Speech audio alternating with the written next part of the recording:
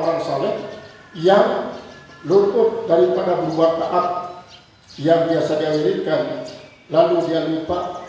Bukan saja dia mengkada sesuai dengan yang dia lupakan itu, tetapi dia berpuluh-puluh kali lipat. Itu caranya menghukum diri. Itulah mu'aqabah. Maka itu sebabnya kalau orang-orang yang saleh ini, dia setiap sore muhasabah. Dia periksa dulu apa kira-kira wirid yang tidak bisa saya lakukan tadi. Seandainya temukan satu yang tidak bisa dilakukan, nah ini sudah menyuruh dia untuk apa? Mengkada yang sudah itu, lalu dia mu'aqabah. Salah seorang daripada yang mewiridkan Al-Quran, menjadi wiridnya Al-Quran, pada satu waktu dia tidak tahu bahwa dirinya tidak bisa, tidak dapat melaksanakan apa yang dilakukan. Akhirnya dia hukum dirinya 10 kali lipat daripada yang biasa dijadikan untuk murajaah. Nah ini tandanya dia betul-betul menyesal, tandanya betul-betul dia duka cita. Tapi kalau dia mengatakan, wah sudah biarkan, sudah berlalu, toh bukan kita yang meninggalkan dia, maka ini jangankan hanya sekedar berkata semacam itu. Kalau dia sudah berkata semacam itu, berarti belum berbekas wirid yang dia lakukan dalam hatinya. Belum berbekas, tidak ada bekasnya. Dia memang tetap dapat pahala, tetapi tidak dapat menaikkan pangkat kita, tidak akan bisa menaikkan makomnya. Tapi kalau dia nangis, terus dia menangis sambil dia hukum dirinya dengan melakukan lebih banyak daripada apa yang dia tinggalkan itu, maka barulah dikatakan tangisnya itu tangis benaran. Makanya Rabi Adawiyah pada suatu ketika kan Rabi Adawiyah ini memang dia suka jalan-jalan sambil wirid. Sambil wirid dia suka jalan-jalan. Kemudian dia temukan orang menangis. Lalu kenapa kau menangis? Saya menangis karena ada yang saya tinggalkan daripada wirid saya. Sekedar menangis ini saja karena menyesal. Berarti tangis ini tangis bohong, yang lahir daripada duka cita yang bohong. Tidak ada rasa duka cita kalau ini. Berarti kamu tertipu. Kalau memang kau itu menyesal karena meninggalkan wiridmu, kamu tidak perlu menangis sebenarnya. Lakukan saja berlipat ganda daripada apa yang kau luput daripada itu, baru kau dikatakan menyesal yang sebenarnya. Kalau begini namanya tangis bohong, duka cita bohong.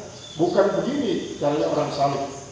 Nah, kemudian kalau salikin itu, orang yang sedang berjalan menuju Allah itu, dia satu saja ketinggalan wiridnya, dia merasakan bahwa dirinya ketinggalan beribu-ribu. Misalnya, ini salah satu bulan sudah dikatakan tadi itu, kalau dia tinggalkan 1 bulan, maka dia rasakan bagikan yang meninggalkan wirid bertahun-tahun. Meninggalkan wirid bertahun-tahun. Betapa banyak orang-orang yang melakukan hal itu. Betapa banyak memang pelajaran dari orang-orang saleh tentang baik dia merasa menyesal karena meninggalkan yang baik-baik daripada wiridnya, atau karena dia melakukan suatu tindakan yang bisa dikatakan menyebabkan dirinya mendapat dosa, maka dia selalu menghukum diri. Kalau tidak demikian, maka dianggap dia sebagai suatu yang dianggap dia sebagai pembohong dalam menyikapi keterlewatannya daripada apa yang biasa dilakukan itu. Jadi tanda orang itu tertipu dengan air matanya adalah apabila air matanya itu tidak memotivasi dia untuk melakukan lebih banyak dan berlipat-lipat daripada apa yang luput daripadanya. Qala al-Hakim rahimahullah ta'ala, mal arifu, tidak dikatakan orang itu arif. Seorang itu tidak bisa dikatakan arif. Man idza asyara wajadal haqqa, orang yang apabila dia menunjuk, dia mendapatkan Allah. Al-haq adalah Allah. Aqraba ilaihi, Allah itu lebih dekat kepadanya. Min isyarati, daripada tunjukannya. Bukan itu yang makan orang arif. Jadi kita menunjuk, misalnya tunjukannya itu dikatakan jauh. Allah lah yang lebih dekat daripada tunjukannya. Balil arifu, tetapi yang dikatakan orang yang arif itu man la isyarata lahu, orang yang tidak ada tunjukan baginya, lipanaihi fi wujudihi, karena leburnya orang itu fi wujudihi, dalam wujud Allah, wa tiwaihi fi syuhudihi, dan terliputinya di dalam musyahadah akan Allah. Jadi menurut hikmah ini katakan, belum dikatakan orang arif yang sesungguhnya kalau dia hanya mengetekatkan Allah itu lebih dekat dibandingkan tujuannya. Tapi baru dikatakan arif yang sesungguhnya adalah apabila dia sudah merasa lebur, panas di dalam wujud Allah. Sehingga ini sesungguhnya yang dikatakan oleh para sufi, bahwa kalau orang itu sudah musyahadah, yang sudah panas, maka apapun yang disampaikan oleh mulutnya, hakikatnya kita merupakan suara Allah. Dia yang dibikin jadi media. Ketika dia dibikin jadi media, maka apapun yang dia sampaikan itu sesungguhnya adalah Allah yang menyampaikannya. Sehingga nanti pada satu ketika kemungkinan besar apa yang disampaikan itu sesuatu yang menyalahi betul-betul menyalahi, tidak sesuai dengan keberadaannya sebagai makhluk. Sedangkan makhluk dengan Khalik itu memiliki sesuatu yang berbeda jauh.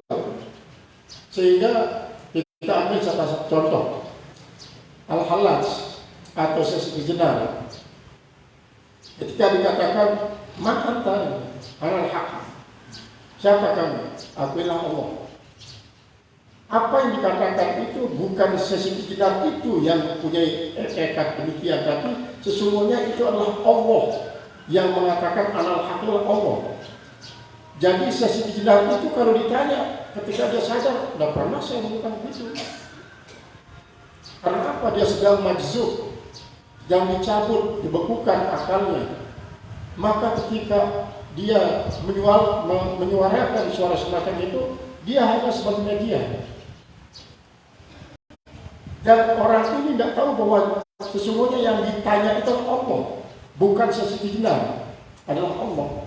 Nah, ini yang menyebabkan salah kaprah dulu Sunan Kalijaga dalam menyikapi apa yang dikatakan oleh jenar.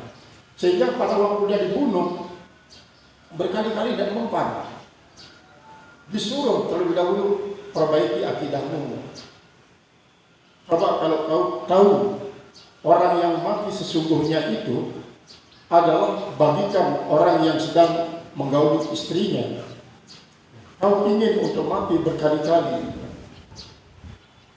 Nah, ini artinya kalau kita menemukan suatu saat orang yang majzub, lalu kita menanyakan akan hakikat Allah dari dirinya, lalu dia mengatakan aku sudah Allah. Sebenarnya bukan mulut dia yang berbicara. Nah, itulah orang-orang yang sudah panah. Itulah orang yang sudah sampai pada arif billah. Kalau dia masih mengatakan bahwa Allah itu lebih dekat daripada telunjuknya atau tunjukannya, itu belum dikatakan arif.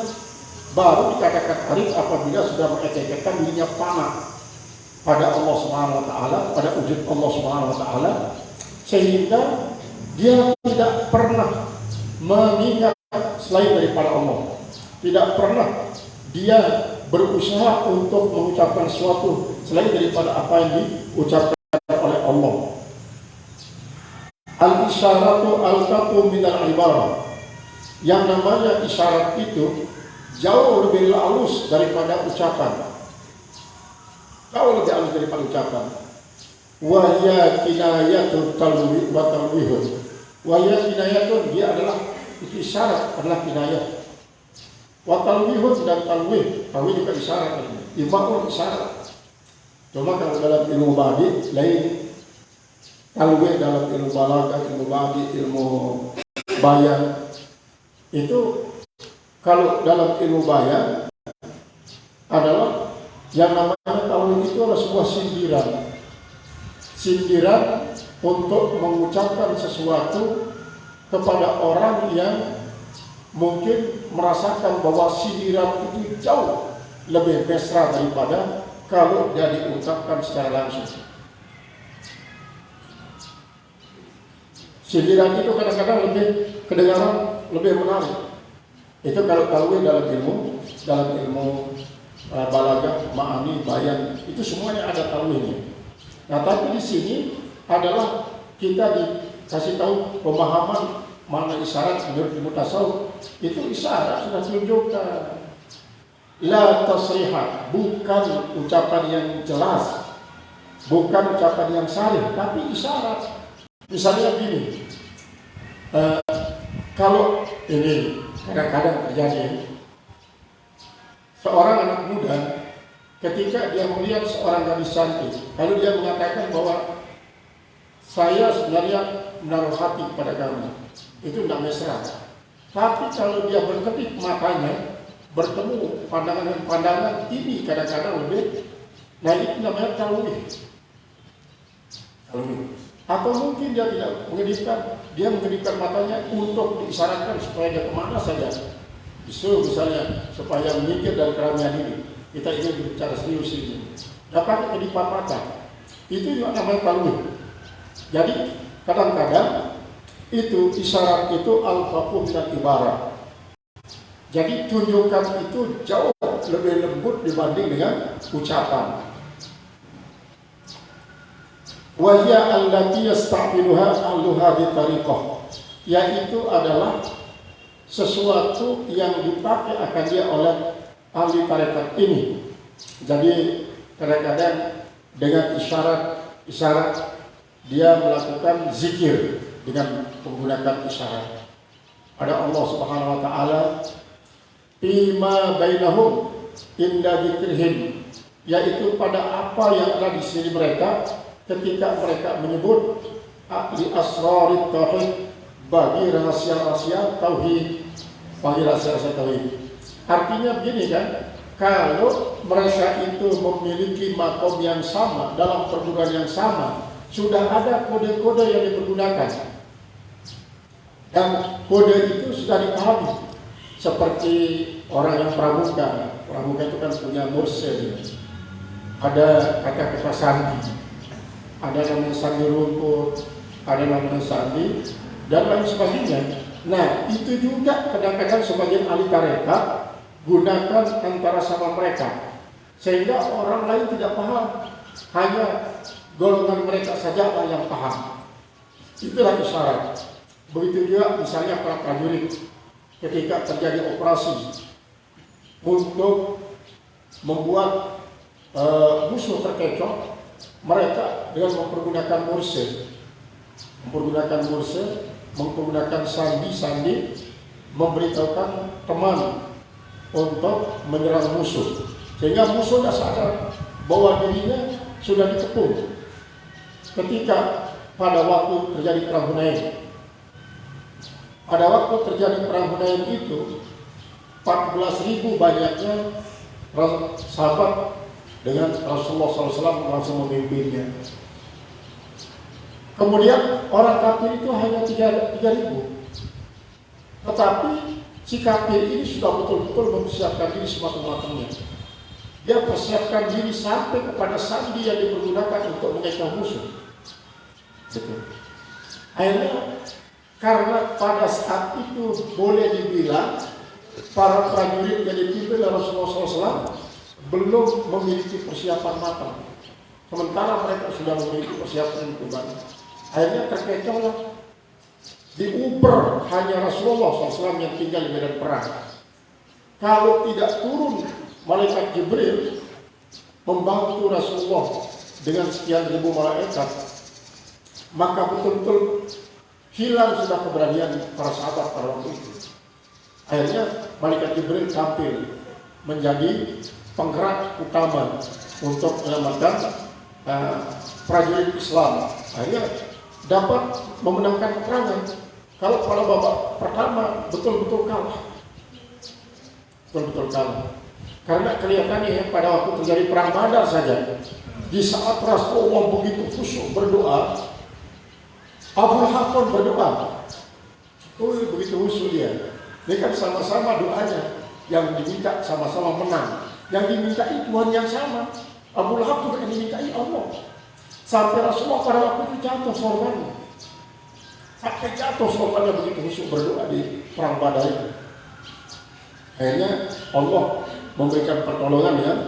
Nah, para ahli tarekat, sandi-sandi semacam ini dipergunakan untuk membicarakan sesuatu yang rahasia dengan orang yang sesama dengan mereka. Sehingga kalau itu dijadikan sebagai ukuran, bahwa isyarat ini sebagai ukuran Allah itu lebih dekat daripada isyarat kita, belum dikatakan arifin.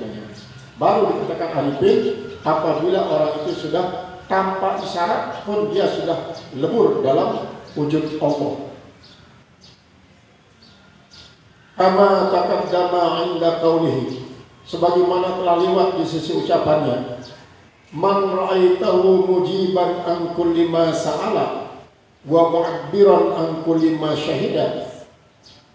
Siapa saja yang kau lihat dia mujiban, selalu menjawab, an kulli ma su'ila, daripada setiap apa yang ditanya, apapun ditanya dia jawab, dan dia tidak sadar siapa yang bertanya itu.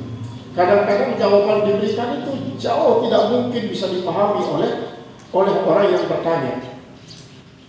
Makanya Rasulullah SAW ketika ditanya seringkali dia menjawab dengan yang lain. Itu usulul hakim, yaitu pertanyaan lain, jawabannya lain. Misalnya tentang bertanya, sahabat bertanya tentang air laut ya, hukum untuk bersuci dengan air laut. Yas'alunaka 'anil bahr. Mereka bertanya kepada engkau tentang air laut. Yang ditanyakan sebenarnya oleh sahabat itulah hukum menggunakan air laut untuk bersuci. Tapi justru Rasulullah diberikan jawaban oleh Allah, kana halal maitatuh, yaitu air laut itu yang halal bangkai-bangkainya.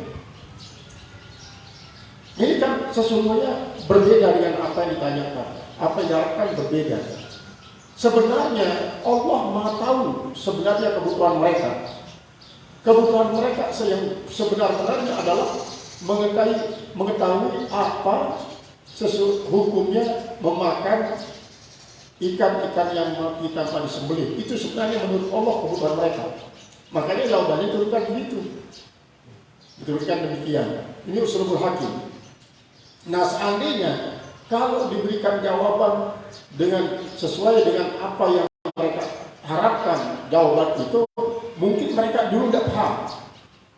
Maka oleh sebab itulah ketika ada orang yang bertanya, kita harus lihat dulu orang yang bertanya ini dia bisa paham nggak dengan jawaban kita kalau kita jawab dia begini. Nah kalau tidak, kita harus paham apa sebenarnya maksud daripada pertanyaannya. Nah, sehingga kalau dia ini banyak kadang-kadang ya, orang bertanya, Allah itu apa aja saya disembah ini. Ini seringkali orang-orang ini yang mengatakan dirinya belajar hakikat secara gadungan. Dia menanyakan apa aja Allah itu disembah.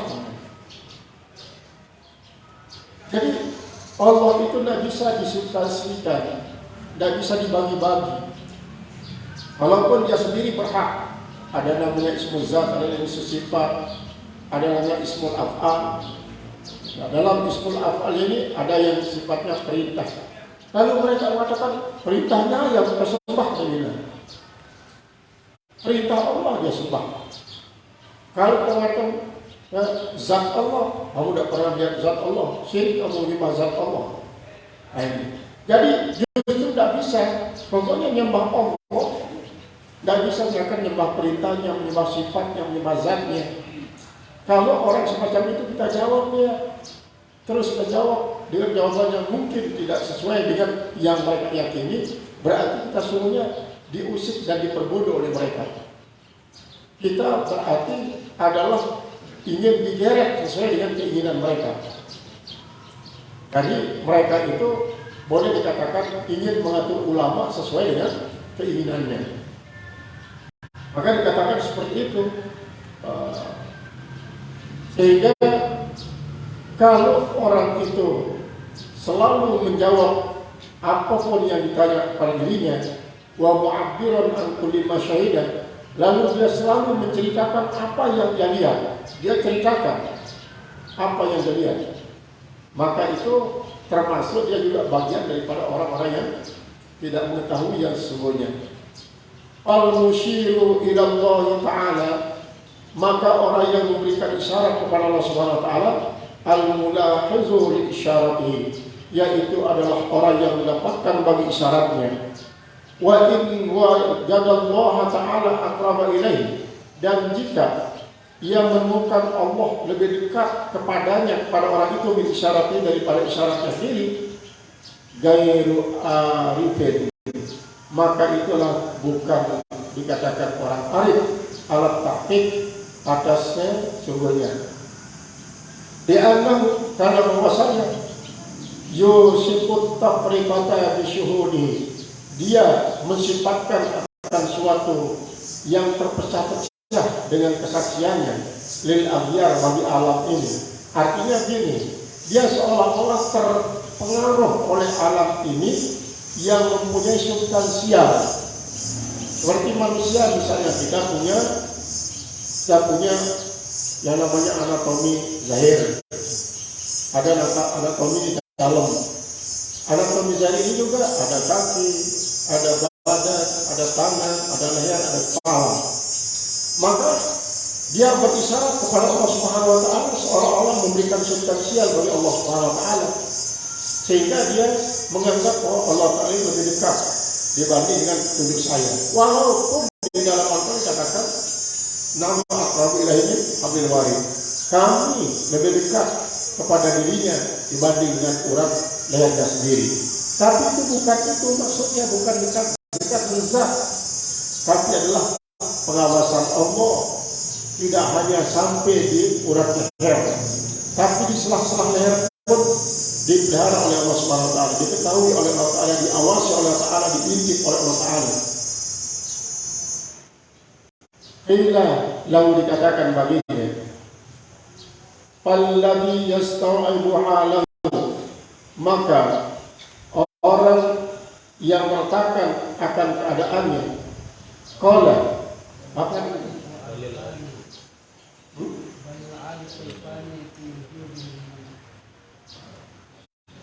qala musannif rahimahullah ta'ala,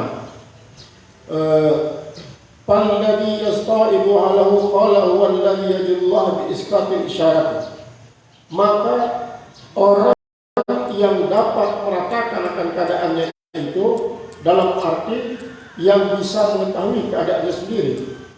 Oh, dia lompat ya. Wal musyiru dari wujudul muntawi. Pertama, alat tahqiqi li annahu yusifut tafriqata bisudihi al-ajari balil arifu al-fani fi wujudil muntawi. Tetapi hakikat orang yang dikatakan arif itu adalah orang yang binasa, orang yang tamat. Fi wujudihi, pada wujudnya Allah. al-muntawi fi sudhi, yang meliputi bagi pada kesaksiannya. Al-muntawi fi syuhudi, yang meliputi bagi pada kesaksiannya. Alladhi ghaba al-isyarati, yaitu yang gaib daripada tunjuknya. Wal musyiru wal musyaru bihi, orang yang berikan isyarat dan orang yang diisyaratkan dengannya itu panak menjadi satu. Su'ila Syekhu Abu Ali Ad-Daqqaq, kemudian ditanya Syekh Abu Ali Ad-Daqqaq radhiyallahu ta'ala anhu, mudah-mudahan Allah Subhanahu wa taala ridha daripadanya, anil murid, tentang siapa si murid itu sebenarnya. Jadi orang yang bagaimana ciri-cirinya dikatakan murid itu. Aqala, maka Abu Ali Ad-Daqqaq mengatakan, hakikatul muridi, hakikat daripada murid itu, ayyasyira ila Allah Ta'ala, bahwa dia menunjuk kepada Allah Subhanahu wa taala, fayajidullaha ma'a nafsil isyarat, maka dia menemui Allah bersama nafsu tunjukan itu sendiri. Itu menurut beliau.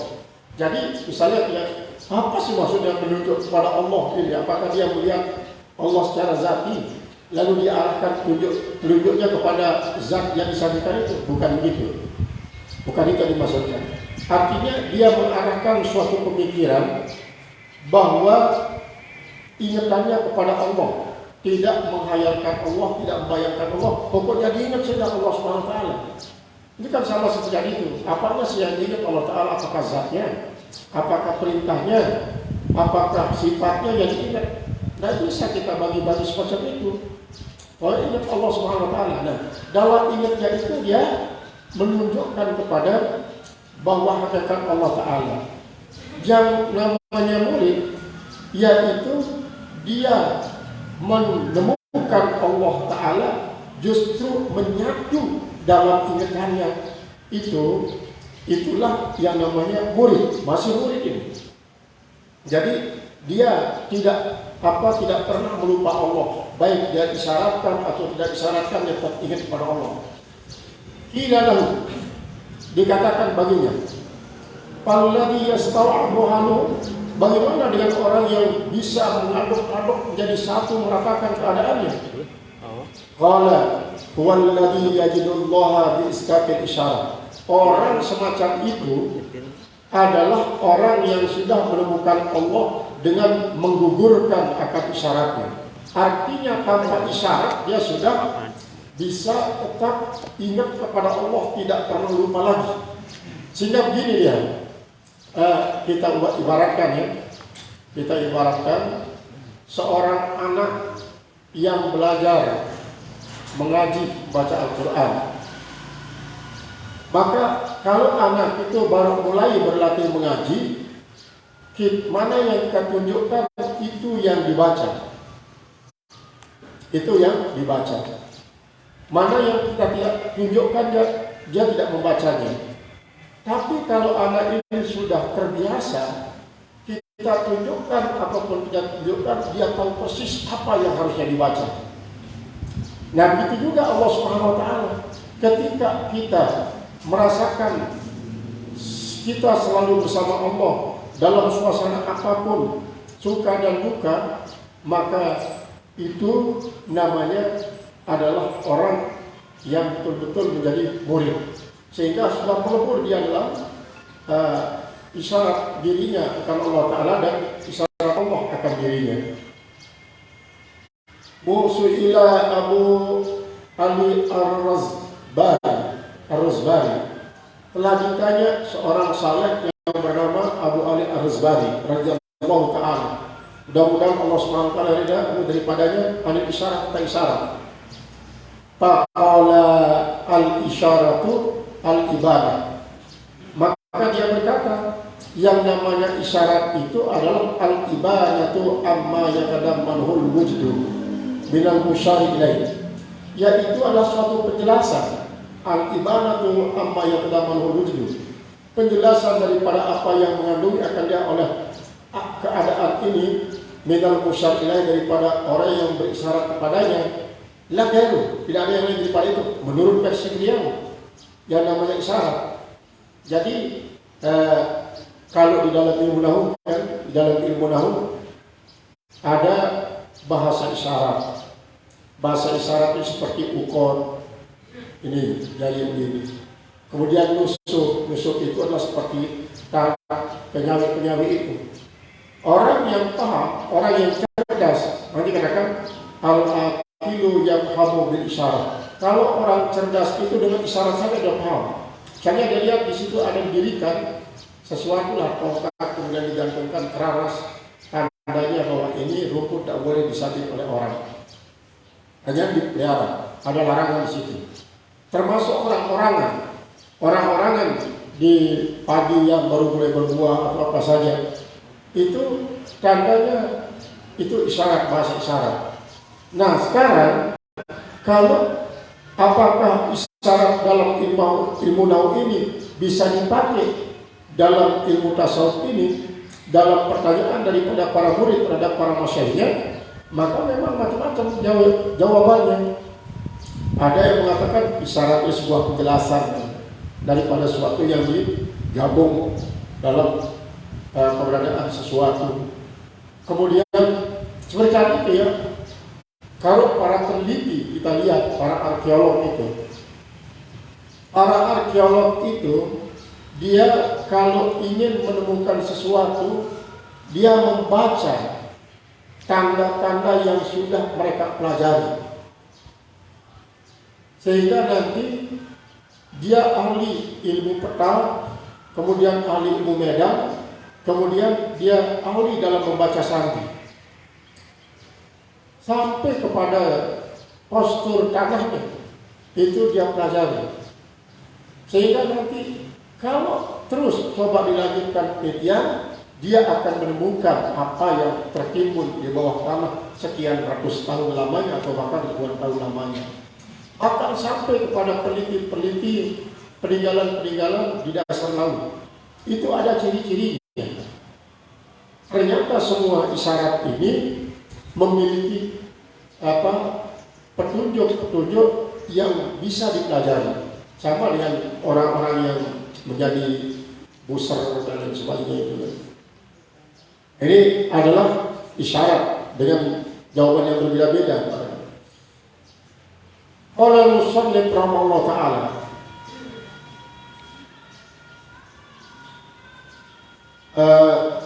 faqala al-isyarat al-ibanatu amma yamdamu wujudu min al-musyar ilaih la ghair wa bil haqiqati, dan secara hakikat sesungguhnya sebenarnya annal isyarata tashabuhal ilalu wal ilalu ba'idatun min ainil haqa'iq, bahwa isyarat itu adalah menyertai dia oleh ilat, alasan-alasan. Wal ilalu ba'idatun min ainil haqa'iq, sedangkan ilat itu sangat jauh daripada ain hakikatnya. Ini dari sini nanti kita akan dapat mengetahui yang itu.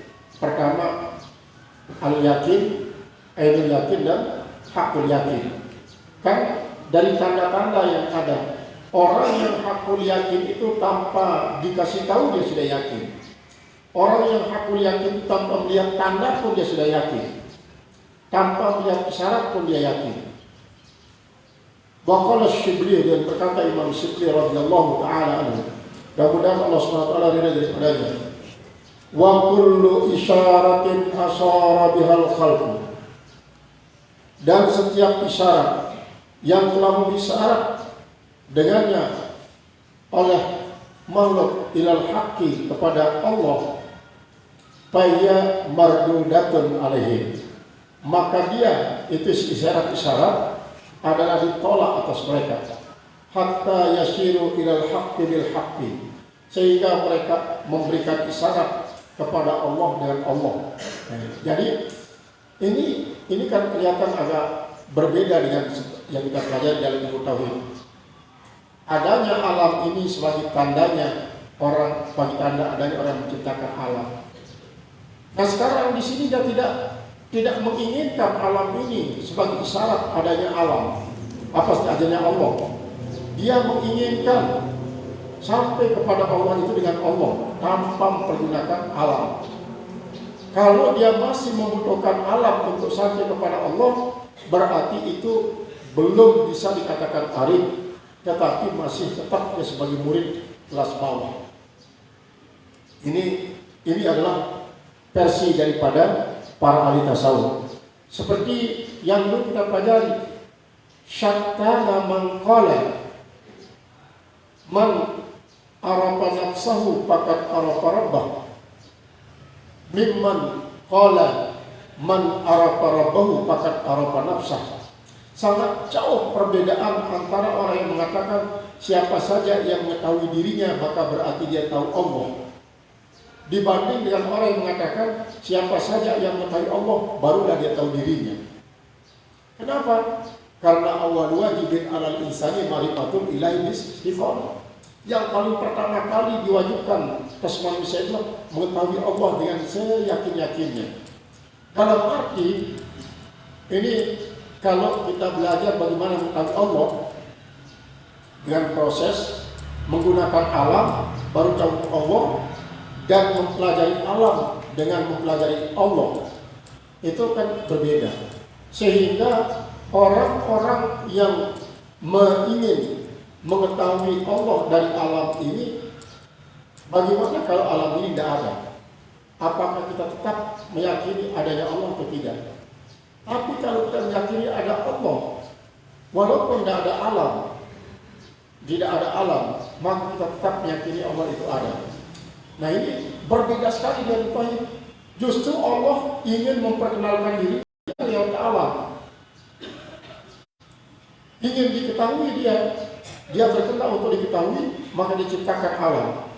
Tanpa adanya alam itu sendiri akan kesulitan untuk mengetahui siapa pencipta alam. Nah, ini tempat perbedaan pendapat antara ahli tauhid dengan ahli tasawuf. Jadi seolah-olah ahli tasawuf ini ingin mencari kebenaran lewat kebenaran, tidak ingin mencari kebenaran lewat yang tidak benar. Yang tidak benar ini kan alam itu maksudnya. Alam itu tidak benar. Artinya dengan tidak benar itulah tidak wajib ada. Karena Allah itu wajib wujud. Maka itu dikatakan kalau dia mengisyaratkan Allah dengan makhluk, maka isyaratnya tertolak. Tetapi kalau dia mengisyaratkan Allah dengan Allah, itulah yang makbul. Walaisa lahum ila dzalika tariqun, dan tidak ada bagi mereka kepada yang demikian itu jalan, kecuali jalan yang ditentukan oleh Allah. Dan artinya kata-kata walaisa lahum ila dzalika tariqun itu untuk bisa mengenal Allah secara hakikat ini, seolah-olah kita tidak perlu belajar. Seolah-olah kita tidak perlu belajar. Kalaupun kita pelajari dia dengan mempergunakan alam, itu hanya mentok. Kalau kita tidak mengembalikan kepada Allah, sehingga seolah-olah kita mengatakan ini hanya latihan ya Allah. Misalnya begini, ada orang-orang yang tujuannya adalah supaya dia cerdas berpikir, maka dia belajar ilmu-ilmu yang sulit, termasuk dia belajar catur misalnya, catur untuk melatih dia berpikir, kemudian matematika. Padahal nanti kalau menghitung uang kan tidak perlu matematika. Orang tidak pernah belajar matematika pun kalau menghitung uang gampang, dia pintar. Ini untuk bangunan, yang ahli bangunan yang punya teori segudang itu kalah dengan orang yang praktisi. Artinya apa? Kalau memang untuk itu, maka sesungguhnya kita tidak bisa mempelajarinya dengan rumus. Lalu bagaimana kan? Kita minta saja kepada Allah supaya kita yakin. Minta kepada Allah supaya yakin. Nah, itu maksudnya adalah apabila kita ingin untuk menjadikan bahwa semua wasilah ini hanyalah sebagai wasilah yang merupakan usaha, tapi bukan usaha itulah yang menentukan kita untuk bisa mengetahui hak dengan cara hak, tetapi hakikat hak itulah yang memberitahukan tentang hak. Wa qala Abu Yazid, dan telah berkata Abu Yazid Al-Bastami radhiyallahu ta'ala anhu, mudah-mudahan Allah SWT ridha daripadanya, aba'aduhum minallahi aktsaruhum isyaratan ilaihi. Orang yang paling jauh dari Allah adalah orang yang paling banyak berisyarat kepadanya, mempergunakan banyak sekali jalan-jalan yang ditempuh. Berarti menggambarkan bahwa dirinya sangat jauh dari Allah. Terus apa sih maksud daripada kata Abu Yazid Al-Bastami ini? Kalau begitu, pelajarilah tentang hakikat Allah dan Allah. Ini ada sekarang pemuda Kristen itu ya. Saya tetap perhatikan di YouTube. Dia bilang apa? Guru saya itu yang mengajarkan Nabi Ibrahim dulu. Guru saya itu yang mengajarkan Nabi Musa. Guru saya itu yang tidak pernah salah. Guru saya itulah yang mengajar burung-burung berkicau. Guru saya itulah yang mengajar matahari bersinar. Guru saya itulah orang yang mengajarkan laut itu bergelombang. Itu dia bilang. Berarti dia mengatakan dirinya dia langsung diajar oleh Allah. Kayak Nabi Muhammad mengatakan adabani rabbi pasana ta'dibi. Sehingga anak ini kelihatannya coba Abi Hidayat dianggap bohong. Ketika Adi Hidayat mengatakan bahwa makna Al-Masih itu adalah orang yang mendapatkan mukjizatnya dengan mengusap. Kan Al-Masih itu dia mengusap. Mas'ul Hutain yang mengusap, Mas'ul Rasi mengusap kepala. Nah, jadi Al-Masih isim fa'il daripada Al-Masih itu atau Al-Masih sifat musabah. Ini dianggapnya itu Adi Hidayat itu harus suruh dia belajar baik-baik. Dia pembohong itu. Bukan itu artinya Al-Masih, tapi Al-Masih itu artinya juru penyelamat. Jadi Felix Siwai itu yang dibenarkan. Ustaz Felix yang mu'an itu dan mu'alaf. Nah, ini tandanya bahwa kita dikecoh oleh para teolog Kristen. Kita dikecoh oleh teolog Nasrani. Kalau kita tidak sikapi dengan arif dan bijak, maka kita sangat-sangat emosi ketika Nabi kita dinistakan, Al-Quran dinistakan. Ini Kristen ini yang mengatakan apa? Salah itu orang-orang Israel mengatakan la ilaha illallah artinya tidak Tuhan kecuali Allah. Kalau la ilaha illallah itu artinya tidak ada sesembahan kecuali Allah. Kalau kita mau mengatakan tidak ada Tuhan kecuali Allah, la rabba illallah, itu yang benar. Itu dia pakai. Nah, ini memberikan pada kita supaya kita ini harus semakin banyak ilmu. Para pemuda-pemuda ini harus banyak ilmu, kalau tidak sama ceritanya dengan itu. Di sebuah sekolah ada satu anak Kristen, yang lain Islam semua. Ketika ditanya di dalam ujiannya apa yang dinamakan doa iftitah, semua tidak tahu karena memang banyak yang semayang kan. Dikasih tahu dia oleh pemuda Kristen ini. Yang namanya doa iftitah itu kehadiran itu. Doa kunut tidak ada yang tahu, dikasih tahu sama Kristen yang satu ini. Apa doa kunut itu? Semua tidak ada yang tahu. Akhirnya yang muslim itu bertanya, apa ya? Doa kunut itu doa yang diwaca waktu i'tidal terakhir saat subuh itu. Saya tidak tahu. Dia sebenarnya bisa mengucapkannya, tapi tidak tahu namanya doa itu. Sampai-sampai tidak tahu nama istighfar. Kita di istighfar disuruh istighfar begini. Itu disuruh baca syahadat kebingungan, tidak tahu nama syahadat. Itu kan ada alumni gitu. Alumni di sini dia sering nikah. Sering kali dia nikah. Ketika dia nikah di suatu tempat disuruh baca syahadat. Sampai keluar keringat dinginnya, tidak tahu nama syahadat itu. Coba begini. Baru dikasih tahu asyhadu an la ilaha illallah. Saya kira bukan itu yang namanya syahadat. Kalau ini kan saya baca setiap waktu loh. Nah, itu istilah-istilah semacam itu. Ini kan syahadat, basmalah, hauqalah, selawat. Itu adalah nama daripada kalimat thayyibah. Kalau tidak dikasih tahu memang kebingungan. Nah, itu adalah sebagai pertanda bahwa betapa banyak berarti muda-muda Islam yang belum mengetahui ajaran agamanya sendiri. Karena apa? Karena memang ini sengaja didesain oleh orang-orang yang anti terhadap Islam untuk tidak menghiraukan, tidak memperdulikan akan ajaran agama, tapi disibukkan dia dengan kemewahan duniawi. Kemudian itulah yang diburu pada saat menuntut ilmu. Itu yang dikejar. Untuk apa? Masa depan, dikit-dikit masa depan, dikit-dikit masa depan.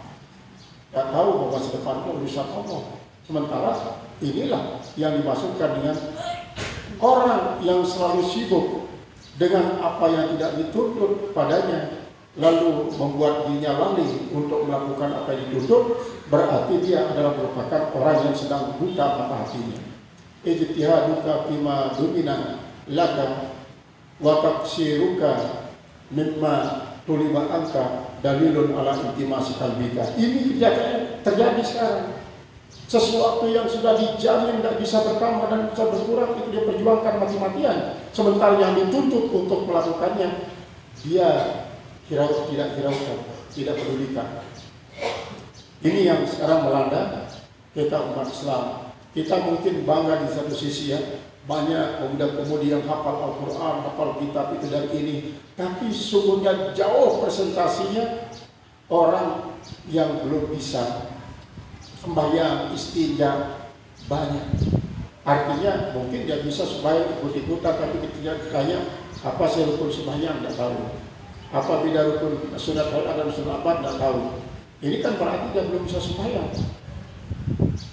Qala al-Hakim rahimahullah ta'ala, ar-raja'u ma qaranahu amalun. Yang namanya raja itu adalah apa yang menyertai dia oleh perbuatan. Wa illa bahwa umniyatun. Kalau tidak disertai dengan suatu perbuatan, masih tidak dengan usaha, maka dia namanya angan-angan. Itu namanya turun amal. Misalnya nih, ada orang ingin sekali masuk surga, tapi dia kalau memang waktunya nanti masuk surga, jadi masukkan oleh Allah, tidak mau sholat, tapi anda mau sholat. Tapi dia sangat ingin, makanya kau betul ingin masuk surga, betul ingin masuk surga ya, betul-betul ini. Tapi kenapa kau belum kau sholat? Masih malu, dikatakan orang raju katanya. Diajak ke masjid, malu. Diajak ngaji, malu. Padahal dia sangat berharap. Nah, itu namanya angan-angan kalau tidak disertai dengan ikhtiar dan perjuangan. Qala musannif rahimahullah ta'ala, ar-raja'u maqamun syarifun min maqamatil yaqin. Yang namanya raja itu adalah salah satu daripada makom yang mulia daripada makom-makom keyakinan. Jadi jangan sampai masih saja kamu berjuang begini, kamu tidak yakin namanya itu. Nah, tidak tahu bahwa harapan kalau tidak disertai dengan perjuangan dan doa itu namanya angan-angan.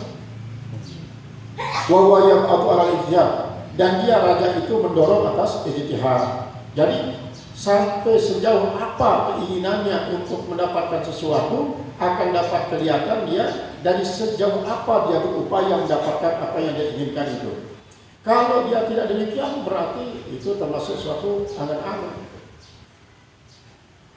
Al-amal kama dzakarna, sebagaimana telah kami sebutkan akan lihat fil huzni pada berbicara tentang huznu itu. Artinya orang yang sampai meleleh air matanya, menyesal, bersedih karena luput, tapi dia terus menangis, namun tak pernah berbuat.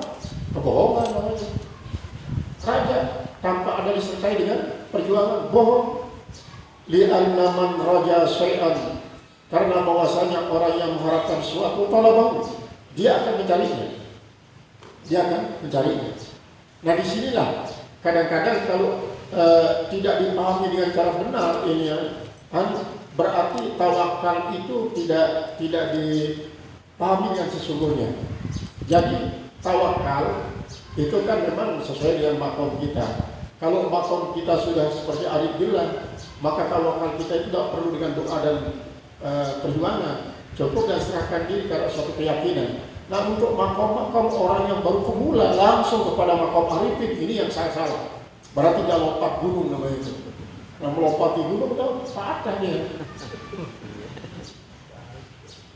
Qala li'anna man raja syai'an talabahu, karena bahwasanya orang yang mengharapkan sesuatu dia pasti mencarinya. Wa man khafa min syai'in hariba'an, siapa saja yang takut daripada sesuatu dia pasti lari daripadanya. Nah sekarang kalau seringkali kan kita dengarkan takut dari harimau kita lari dari harimau. Tapi kalau takut kepada Allah kita dekat kepada Allah. Itu sebenarnya lari juga, lari daripada larangan Allah, lari daripada azab Allah, lari daripada murka Allah. Itu. Sama dengan tadi, kalau kita takut kepada harimau, seandainya kalau harimau itu kita lari pasti dia kejar kita. Tapi kalau kita dekat, dia akan jina harimau itu. Assalamualaikum dengan suara lembut, harimau itu akan tunduk. Tapi karena kita dikalahkan oleh takut, kita lari kejar-kejarnya, maka semakin jadi-jadi itu harimau mengejar kita, karena dia tahu kita takut. Kan itu banyak ya, kisahnya seorang bodoh sekali kan hanya mencari cari kayu. Ketika yang pintar-pintar para pemburu itu membawa senapang mesin untuk membedil apa yang ada depannya, justru diuper sama harimau itu, dia lari. Maka harimau itu semakin menjadi-jadi. Ketika Stephen cari kayu itu diuber, dia bilang Assalamualaikum. Dia tidak angkat barang, dia Assalamualaikum.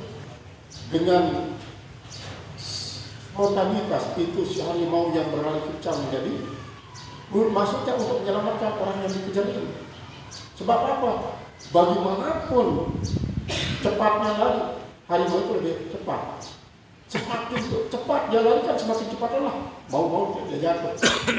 Pasti dia jatuh. Saat jatuhnya pasti diterkam. Maka si bodoh pencari kayu inilah yang menyelamatkannya. Assalamualaikum. Belum pernah. Ini ceritanya Pak Ilyas ya. Ada para pencuri yang suka membongkar rumah orang. Paling ganas bawa linggis segala macam. Ketika dia akan membongkar rumahnya Pak Ilyas. Assalamualaikum, saudara-saudara, mari kita ngopi. Pak Ilyas, dia tak jadi dia mencuri. Tinggal terus di sana, dikasih ngopi. Sebenarnya saya membongkar rumah apa yang mau dibongkar? Ada apa-apa di sini? Kalau cari ngopi, ya ayo kita sama-sama. Dan lari daripada apa yang kita takuti untuk menyelamatkan diri. Namun sekarang takut kepada Allah, kita dekat kepada Allah, sungguhnya kita lari daripada azab Allah, lari daripada murka Allah, lari daripada yang membuat kita dihukum oleh Allah. Wa ammar raja'ul kadhib, dan adapun raja yang bohong, alladzi yaqtari sahibahu anil amal, yaitu yang membuat para pemilik itu raja, membuat dia itu menjadi malas daripada beramal, wa yujri'uhu alal ma'asi, lalu membuat dia sangat tabah harapan tidak lama menurut para ulama. Walakinnahu umniyatun, tapi itu namanya angan-angan wa qirarun billah, dan tertipu dengan Allah. Misalnya begini, tadi ya, itu semua sudah ditentukan oleh Allah. Tidak bisa bertambah berkurang. Betul. Tapi ikhtiar tetap harus ada. Toh ikhtiar itu mendapatkan pahala. Yang dilarang adalah apabila kita berikhtiar secara berlebihan, menyebabkan kita kelelahan lalu tidak melakukan apa yang diwajibkan oleh Allah pada kita. Itu yang dilarang. Itu yang dilarang. Seperti tadi, Allah akan memberikan kita sesuatu, kita diilhami pertama bekerja. Diilhami kita untuk bekerja. Kemudian diilhami kita berdoa. Maka nanti Allah akan memberikan kita setelah kita bekerja, setelah kita berdoa. Nah, itu adalah cara Allah. Memang macam makom orang. Karena Itu yang dimaksudkan salah cara memahami ibarat-ibarat yang ada dalam hikam ini, sehingga seperti tadi dia tidak mau kerja karena sudah ditentukan secara satunya oleh Allah Subhanahu wa taala, maka berarti dia salah dalam memahami arti daripada sebuah raja. Qala musannif rahimahullahu taala waqad zammallahu qauman, dan sesungguhnya telah mencela oleh Allah akan satu kaum zannu mislahada, yang mengira seperti itu. Wa asarru ala hubbid dunya, dan mereka itu terus menerus atas mencintai dunia. Waridha biha, dan ridha dengan dunia. Wa tamannul maghfirata, tapi mereka sangat menginginkan dapat pengampunan. Dia tidak berhenti daripada itu, dia terus melakukannya, tapi dia ingin mendapatkan pengampunan. Itu namanya tamanni. Ala dzalika fasammahum khalafan, maka menamai akan mereka akan orang yang tertinggal. Wal khalaqu ar-radiu, itu orang yang tertinggal, ini generasi yang tertinggal, ini orang yang celah minan nasi, daripada manusia. Faqala az-zalim qa'il, maka berfirman Allah yang Maha Perkasa, fa khalaqa min ba'dihim khalqun warathul kitaba, maka menggantikan posisi mereka setelah mereka tidak ada oleh khalqun, oleh satu generasi. Warathu al-kitaba, mereka mewarisi kitab. Ya'khuduna 'arda hadzal adna, mereka mengambil akan benda-benda yang sangat rendah ini. Artinya dengan kitab itu dia berharap mendapatkan kemewahan dunia yang rendah ini, tidak mengharapkan Allah yang maha tinggi. Wa yaquluna, lalu mereka berkata, saya firulana, toh Allah nanti akan mengampuni kita, maka mari kita jadi kaya terlebih dahulu. Pakai ini, teori-teori ini kita pakai, yang penting kita kaya dulu. Itu prinsipnya Yusuf Mansur. Dia bahas itu tentang Rabbana atina fid dunya hasanah wa fil akhirati hasanah. Allah mengatakan menyuruh kita mewah dulu di dunia, baru mewah di surga. Dan tidak sebaliknya, mewah surga dulu baru dunia. Dunia dulu katanya. Akhirnya dikitnya yang dia sama orang yang bodoh-bodoh itu. Ada apa? Itu dia berlebih-lebihan mencintai dunia. Dia terus bikin banyak rumus-rumus untuk mendapatkan dunia, untuk kepentingan diri sendiri, dengan menjual umat, menjual sedekah dan lain sebagainya, menjual tahfizul Quran, menjual anak-anak yatim, padahal untuk memperkaya diri sendiri. Karena apa? Dengan alasan tadi, Rabbana atina fid dunya hasanah wa fil akhirati. Akhirnya dikatakan, sur, bilang, bukan apa saja yang namanya hasanah fid dunya, kesehatan kamu itu juga hasanah fid dunya. Kau punya anak juga hasanah fid dunya, kau punya istri juga hasanah fid dunya, kau punya tangga itu dunia. Bukan hanya harta yang namanya dunia. Sekalipun nanti orang tak punya harta, namun dia masih bisa bernafas, bisa berkarya, sekaligus menjadi pemulung misalnya. Maka itu namanya juga hasanatun fid dunya. Tidak mesti harta yang namanya untuk di dunia. Ya digitukan sama orang bodoh. Akhirnya sekarang Yusuf Mansur teruji karena mungkin diperingati oleh Allah Subhanahu wa taala. Dia selalu menafsirkan Al-Qur'an dengan dirinya sendiri. Pernah satu ketika saya punya jadwal jadi khutbah di Islam Center. Datang dia ke Guru Nasrul juga jadi imam. Datang dia langsung dinaikkan dia menjadi khatib dan dia jadi imam. Dia bahas apa? Wa'lamu anafikum Rasulullah, itu yang dibahas. Dia anggap sudah di sini, dia sudah Rasulullah di sini. Dia jika ditanya mana dia itu, mana Rasulullah, mana Rasulullah, ditanya karena setelah khatib imam pengajian jalan itu pengajian. Nah itu artinya dia tidak pernah belajar tafsir, kok tiba-tiba berdasarkan terjemahannya tahu terus menafsirkan Al-Quran menurut semua dia, dan jadikan Al-Quran sebagai alat untuk menjadi dunia. Nah orang semacam inilah yang termasuk wa khalaqan ba'dahum khalqun. Itu. Qala al-musannif rahimahullahu ta'ala warasul kitaba ya'khuduna arada hadzal adna wa yaquluna saghfir lana. Qala Ma'ruf al-Qarhi, telah berkata Ma'ruf al-Qarhi radhiyallahu ta'ala anhu, mudah-mudahan Allah Subhanahu wa taala ridha daripadanya. Talaqul jannati bila amalin zambun minaz zunubi, mengharapkan apa mencari surga tanpa perbuatan yang bisa masukkan kita dalam surga, zambun, satu dosa daripada dosa-dosa. Wartija'us syafaati bila sababin nau'un minal gururi, mengharapkan syafaat tanpa ada sebab-sebab, itu macam dari harapan mendapatkan rahmat oleh orang-orang yang tidak berbuat taat, itu jahlun wa humqun, kebodohan dan kebodohan. Ini pandangan daripada para ulama. Wa qala Ma'ruf al-Qarhi, berkata juga Ma'ruf al-Qarhi radhiyallahu anhu, raja'uka ar-rahmata mimman la tuti'uhu, kau mengharapkan rahmat daripada orang yang kau tidak taati dia. Siapa sih tadi itu?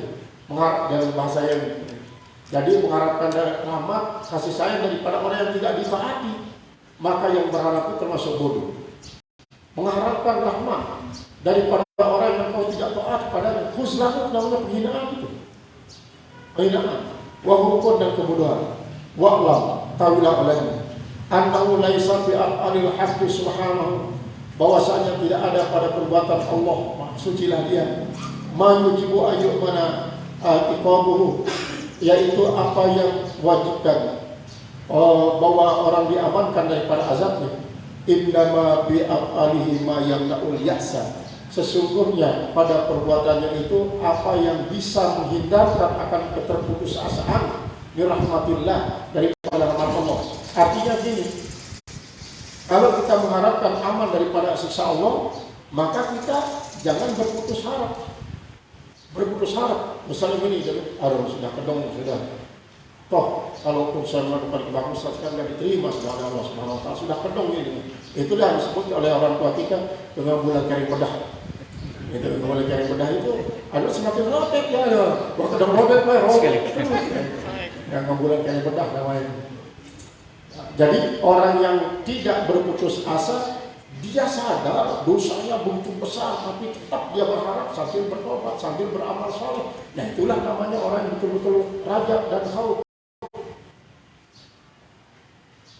Wa kama la yasun, sebagaimana tidaklah bagus ayyazhara fil fihi, bahwa dia menampakkan daripada kelembutan Allah fi khalqi, pada makhluknya, la yasun tam'un fi janihi, maka tidaklah pantas, yaitu untuk tamak di samping Allah Subhanahu wa taala.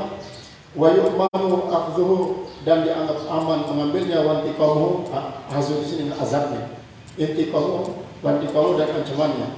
Fa inna man qata'a asyrafa aduwin, nah maka sesungguhnya orang yang memotong paling mulia anggota, biramid dinari, dengan mengangkat akan biramid dinari, dengan seperempat dinar, la yu'manu ayyakuna azabuhu qadan, bahwa tidak bisa dianggap aman bahwa ada azab Allah Ta'ala besok.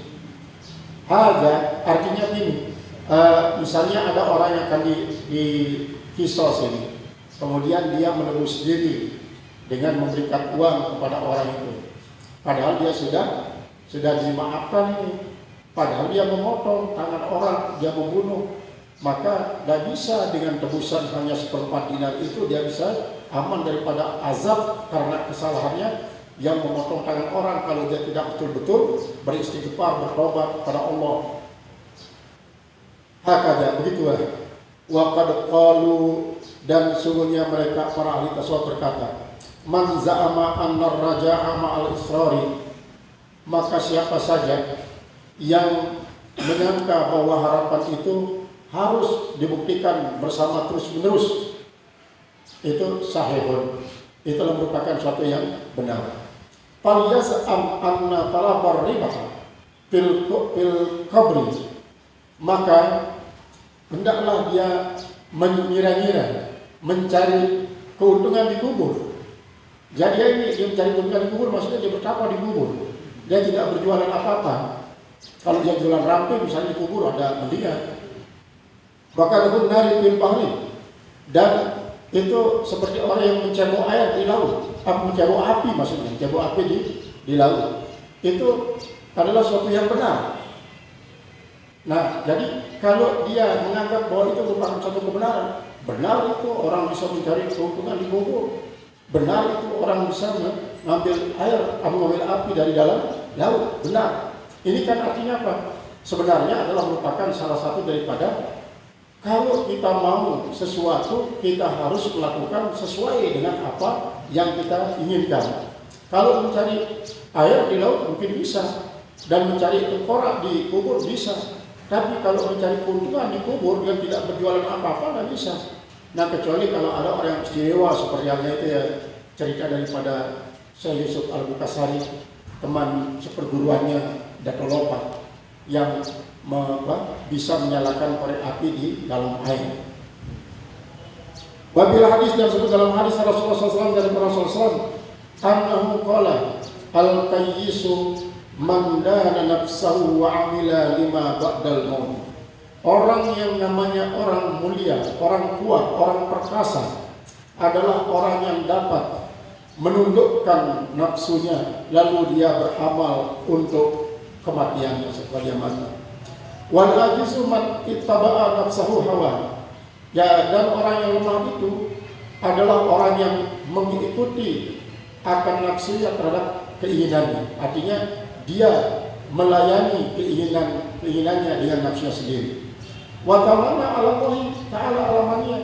Lalu dia hanya berangan-angan terhadap Allah akan suatu angan-angan. Ini masyhur hadis ini disebut oleh Rasulullah SAW, bahwa tandanya orang kayis itu adalah orang yang beramal. Dia mempunyai harapan dan beramal. Sebaliknya orang lemah itu dia hanya punya harapan tapi tidak beramal. Wa qala Al-Hasan radhiyallahu ta'ala anhu, berkata Hasan, mudah-mudahan Allah daripadanya, inna qauman alhaqhum amaniyu al-maghfirata hatta kharaju minad dunya. Sesungguhnya satu kaum alhaqhum telah membuat mereka lali amaniyul maghfirata, keinginannya mendapatkan pengampunan, hatta kharaju minad dunya, sehingga mereka keluar dari dunia. Dia hanya beramal-amal tapi tidak pernah mencari si depan. Dia yakin memang Allah itu Maha Pengampun, Allah itu Maha Pengampun, tapi tidak pernah berusaha untuk meninggalkan kemaksiatan. Tidak pernah juga dia beramal saleh untuk menghapus dosanya sampai dia mati. Walaysa lahum hasanatun, dan tidak ada bagi mereka kebaikan. Yaqul anhum, berkata sebagai mereka, usinu zanna bi rabbi wa huwa yakzibu. Usinu zanna, saya sangat berbaik sangka terhadap Tuhan. Wa huwa yakzibu, padahal dia bohong. Lau ahsana zanna bi rabbihi la ahsana al-amal. Kalau dia itu betul-betul berbaik sangka terhadap Tuhannya, niscaya dia akan baik amalannya. Wa tala qaulallahi azza wa jalla, dan ia membaca akan firman Allah yang Maha Perkasa dan Agung. Wa dzalikum zannukum alladzi dzanantum bi rabbikum, dan yang demikian itulah merupakan persangkaan kalian yang kalian sangkakan terhadap Rabb kalian. Ardakum, itu yang membuat kalian menjadi celaka. Fasbatum minal khasirin, maka kalian menjadi orang rugi. Wa yaqulu radhiyallahu ta'ala, dan ibadallahi ittaqu hadhil amaniyah. Wahai para hamba Allah, takutlah pada keinginan-keinginan ini. Fa innaha awdiyatul hilkati, maka sungguhnya dia adalah merupakan lembah kebinasaan. Tahallawna fiha, kalian mungkin menjadi berhias di dalamnya, bersenang-senang. Wallahi ma atallahu abdan bi amanihi, Allah tidak akan pernah mendatangi seorang hamba dengan keinginan-keinginannya khairan, yang baik-baik saja di dunia. Artinya dia mungkin Allah itu maha baik, Allah itu maha baik, Allah itu maha penyayang, Allah itu maha pemurah. Jadi tidak usah bekerja saja pasti dari kasih, tidak usah minta ampun saja tidak diampuni. Wala fil akhirah, tidak juga di akhirat. Wa kataba Abu Ambarin Al-Mansuri, telah menulis oleh Abu Ambar Al-Mansuri ila badi ikhwani, kepada sebagian saudara-saudaranya. Apa dia bilang? Amma ba'du, ada sudah itu. Fa innaka qad asbahta tu'minu bituli umrika, maka sesungguhnya engkau telah jadi beriman atau aminu katanya. Kan asbahta, sesungguhnya kau telah menjadi tu'aminu bituli umrika, berangan-angan dengan panjang umurmu, wa tatamanna 'ala Allahi alamania, dan engkau berangan-angan terhadap Allah akan satu angan-angan, bisu'i fi'lika, dengan jeleknya perbuatanmu, wa indama tadribu hadidan baridan, maka kau seolah-olah memukul akan besi yang dingin. Artinya besi yang dingin ini ibarat daripada sangat sulit untuk membentuk besi yang dingin itu menjadi sesuatu yang diinginkan. Baru dia bisa kalau dia besi yang panas. Ini sebagai satu kinayah daripada sangat sulit kalau hanya dengan angan-angan saja, sementara tidak timpali angan-angan itu yang semua perjuangan. Maka itulah sebabnya maka kita harus menjadikan apa yang kita inginkan itu menjadi sesuatu yang kita saya lebih cepat pintar daripada kamu di Serang dan dia, tapi tidak mau belajar. Dia justru apa? Memang kamu dengan apa? Tarjun jata walam tasluk masalihah kasapinati tadri alal yabasi. Tetapi kau tidak menjalani jalan-jalan ilmu nahwu, tapi tidak pernah belajar ilmu nahwu. Ingin ahli matematika tapi tidak pernah belajar matematika. Berarti keinginan itu harus disesuaikan dengan usaha dan apa yang kita inginkan, apa yang harus kita usahakan. Makanya seperti yang dijelaskan oleh para ulama bahwa keinginan itu kalau dibiarkan hanya sekedar keinginan, tidak dibarengi dengan sebuah perbuatan, maka itu namanya keinginan bohong dan sebuah tipuan. Maka mudah-mudahan kita bisa mengikuti jejak para ulama ini setelah kita diberikan paham oleh Allah Subhanahu wa taala apa maksud-maksud daripada kata-kata mereka. Semoga kita mendapatkan keistiqomahan, kesalehan seperti yang mereka dapatkan dari Allah Subhanahu wa taala. Rabbana atina fid dunya hasanatan wa fil akhirati hasanatan wa qina adzabannar. Rabbana lana min ladunka rahmatan wa hab lana min amrina rasyada. Rabbana atina fid dunya Rabbana atina min ladunka rahmatan wa hab lana min amrina rasyada. Rabbana zidna tashkurana wa qina alaina wa li walidayna jami'an ya rahman. Rabbana atina fid dunya hasanatan benar. Walika subhan wa bihamdihi. Alhamdulillahirabbil alamin. Al-Fatihah.